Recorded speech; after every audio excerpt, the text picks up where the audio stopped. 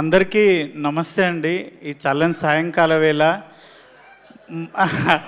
మధ్యాహ్నం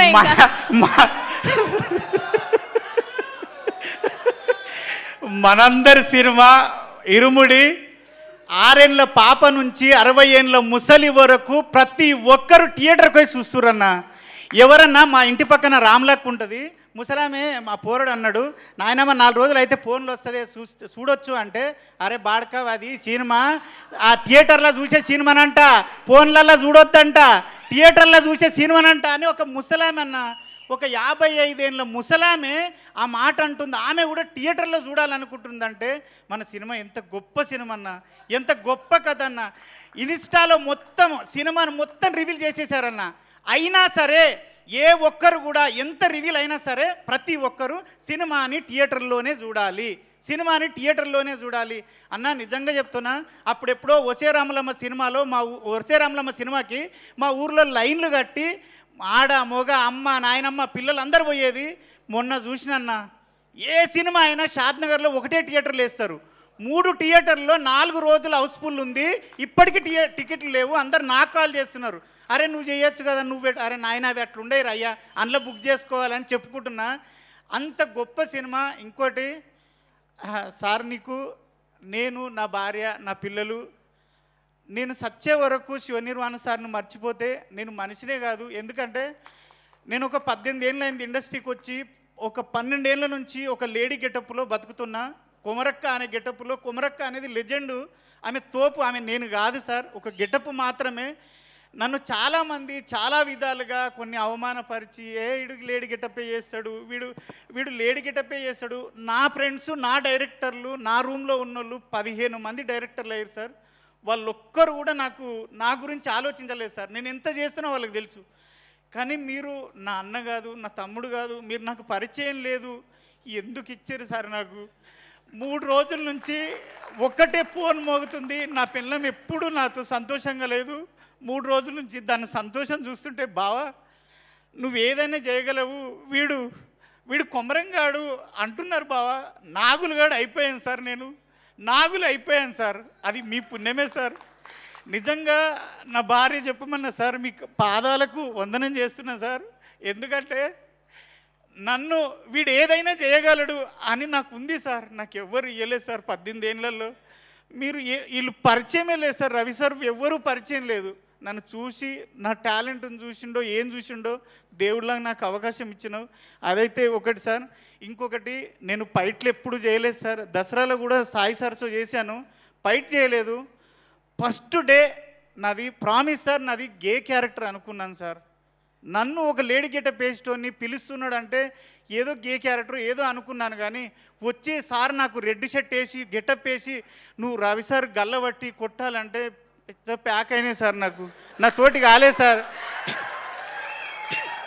నిజం సార్, నా తోటి కాలే.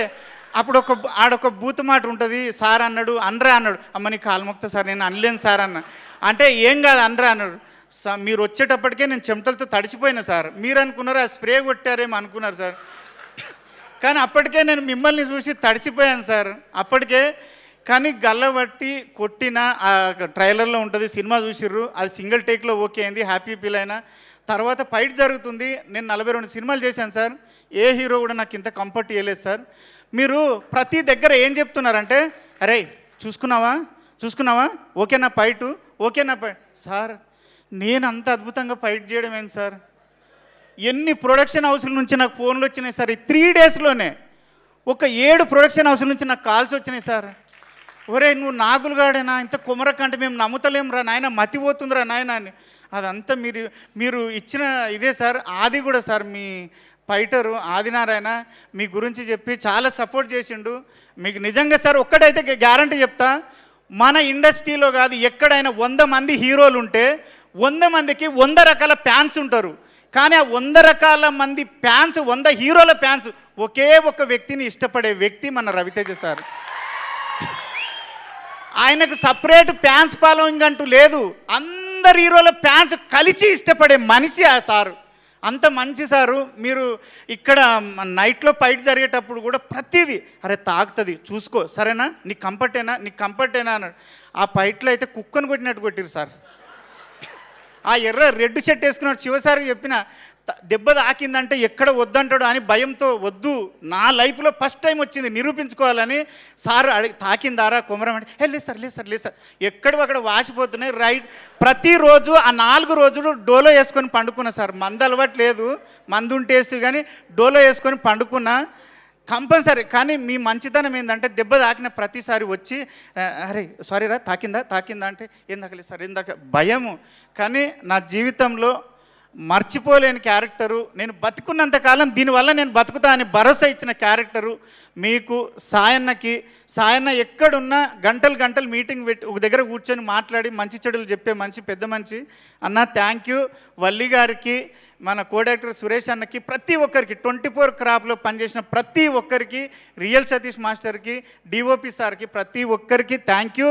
ఆ టీచర్ అమ్మ నీ గురించి మా వదిన మా భార్య అందరు ఏమన్నారంటే తప్పుగా అనుకో సార్, ఉన్నట్టు చెప్తున్నా, అది ఆ టీచర్ అమ్మ మీద రాక్షసి ఉన్నట్టున్నది దాన్ని చంపుండ్రు అన్నారు.